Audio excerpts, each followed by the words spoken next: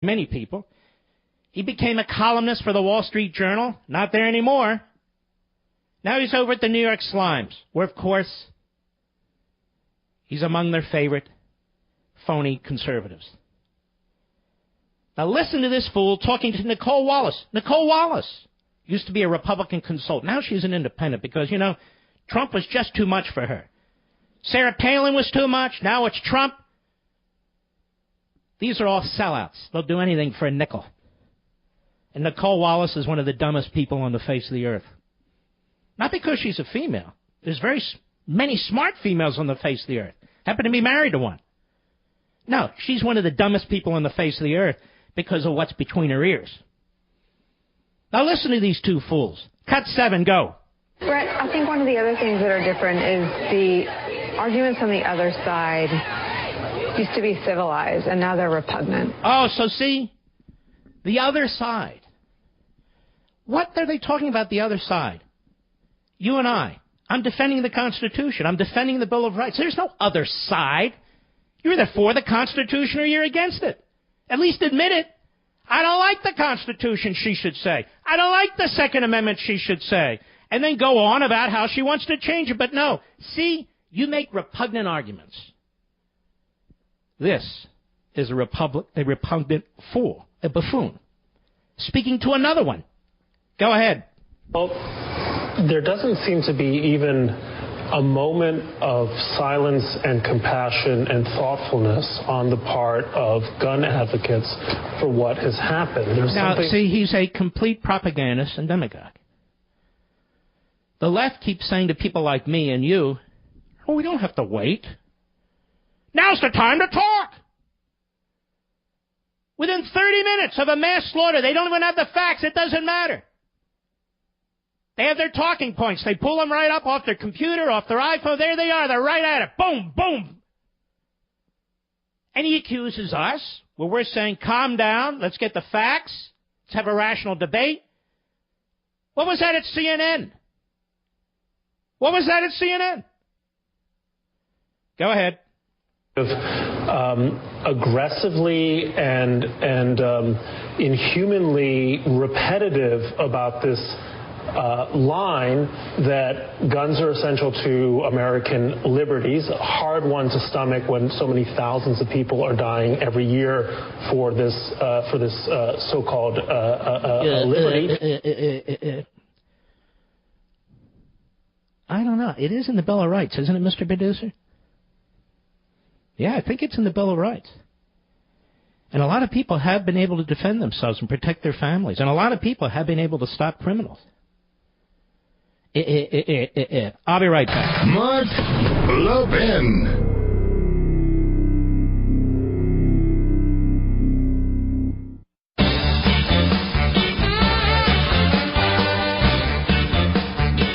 Imagine test driving a car for 100 days, or having 100 days to break in a new pair of shoes. That's what Casper's doing, giving you 100 nights to test the Casper mattress. Seriously, 100 nights. The Casper mattress has a unique combination of foams that provide the right pressure relief and alignment, so you feel perfectly balanced and comfortable. It ships for free, and how did they do that size box? And if you don't love it, they'll come pick it up and give you a full refund. Now, when the choice is to test a mattress by sleeping on it for over 3 months in your home or trying one in a store, it's a no-brainer. Or maybe you're saying, you know what, I kind of like my mattress. Okay, well, take your mattress, lean it against the wall, you'll get the Casper, try it out for a couple months. I'm guessing you're going to love it, and you're going to keep it. But if not, you send it back. Now, take Casper's 100-night sleep challenge, and you'll get a great night's sleep guaranteed. Plus, right now, when you go to Casper.com/Mark, use code Mark, you'll save $50 on select mattresses. That's code Mark at Casper.com/Mark. I know it's a mouthful. You got to use Mark twice. Casper.com/Mark, code Mark. Save $50 on select mattresses. Really check it out. Casper.com, terms and conditions apply. All right. Dave, Bloomington, Illinois, the great WTRW. Go. Hey, Mark, how you doing? Okay. Hey, I just wanted to say I suffer from mental illness. I suffer from depression, and I'm a gun owner. And I'm sick of being lumped into this quote-unquote mental illness category, like I'm going to go out and shoot someone up. You know, it has nothing to do with it. I'm not a dangerous person. How can they suggest taking away my Second Amendment right because of this, you know? This is the problem. When you stop treating individuals as individuals, now we're classifying an entire group of individuals by mental conditions that have, in many cases, if not all, nothing to do with any of this. Now you're going to classify everybody 18 to 21 years old. It's absolutely appalling to me. These are individual liberties within the Bill of Rights. I could care less what a moron says who writes for the New York Times or what a moron says who works at MSNBC. We the people know the truth. All right, Dave, appreciate your call. And you know what? It is so unfair to all these people out there who suffer from various forms of mental illness, but are not crazed, are not evil, have no intention. You know, it's really amazing what happens in this country when the left is at the wheel, and they are at the wheel when it comes to the media. I thought they were compassionate people. Look how we talk about people with mental illness, as if all of them are potential mass murderers. You know what? Almost none of them are potential mass murderers. You know how I know?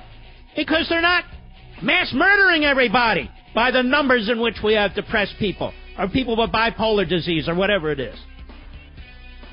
But we're at a time in this country now where facts, stats, logic, common sense don't matter. They just don't matter. I'll be right back.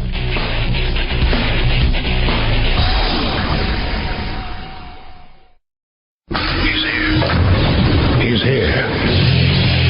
Now, broadcasting from the underground command post, deep in the bowels of a hidden bunker, somewhere under the brick and steel of a nondescript building, we've once again made contact with our leader, Mark Levin. Hello, everybody. Mark Levin here. Our number, 877-381-3811, 877-381-3811. This is just amazing. Some of you heard at the top of the news. By Delquinton Filber. He's back. Wall Street Journal. A person close to the teenager, he's 19 years old, he's not a teenager, accused of killing 17 people at a Florida high school, warned the FBI she was concerned he would, quote, get into a school and just shoot the place up, unquote. According to a transcript of her call with a bureau tip line operator more than a month before the massacre. The transcript reviewed by the Wall Street Journal provides chilling detail about the woman's efforts on January 5 to warn authorities about Nicholas Cruz's propensity for violence and his troubled past. She led the FBI right to his door. She said on the call, you know, it's just so much.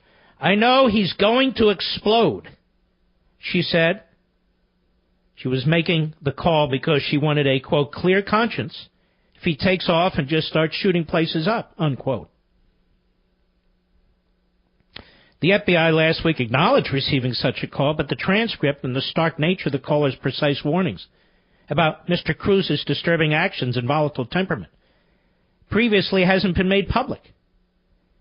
The caller began by saying Mr. Cruz had the mental capacity of a 12 or 14-year-old. She said he had started posting messages on his Instagram account that he wanted to kill himself, and she'd alerted police to that threat, but wasn't sure what happened in that investigation.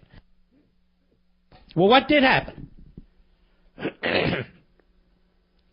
More recently, Mr. Cruz, quote, switched it to he wants to kill people, she said. This is the unidentified woman.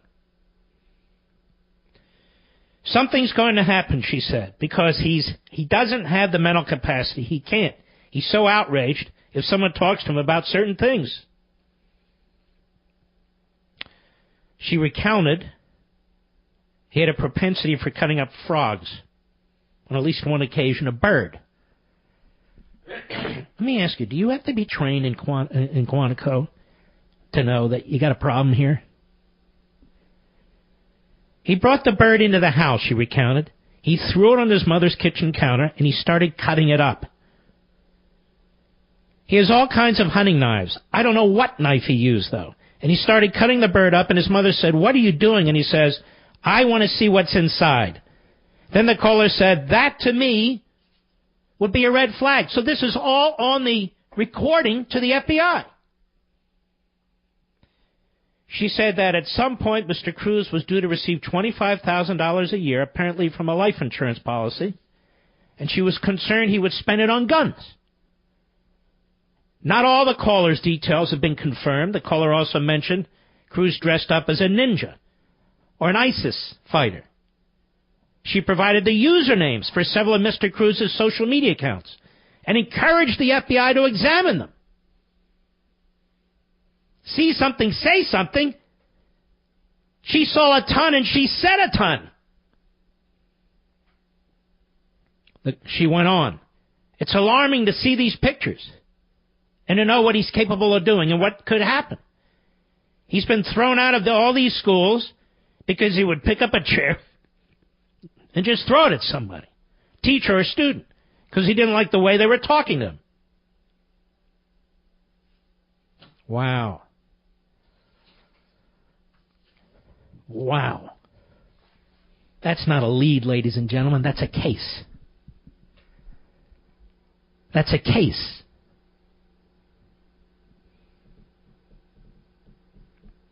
Well, we didn't follow our protocol. Well, what exactly is your protocol?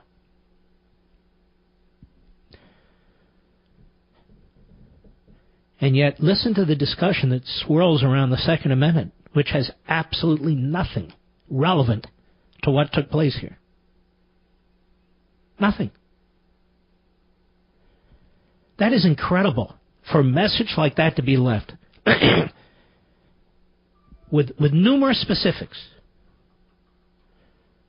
Numerous specifics.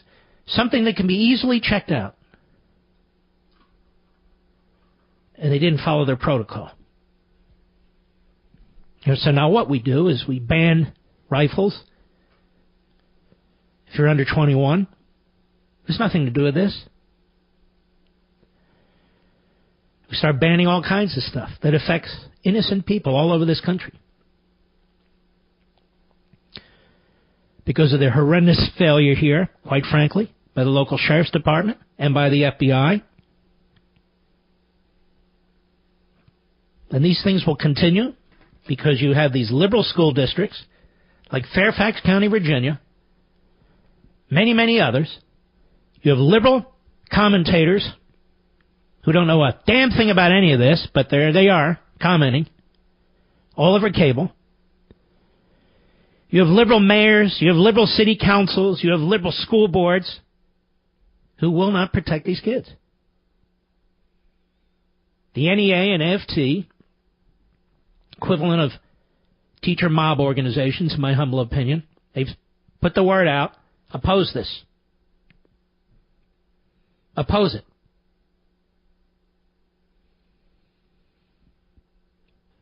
Do they oppose protection at our airports? Of course not.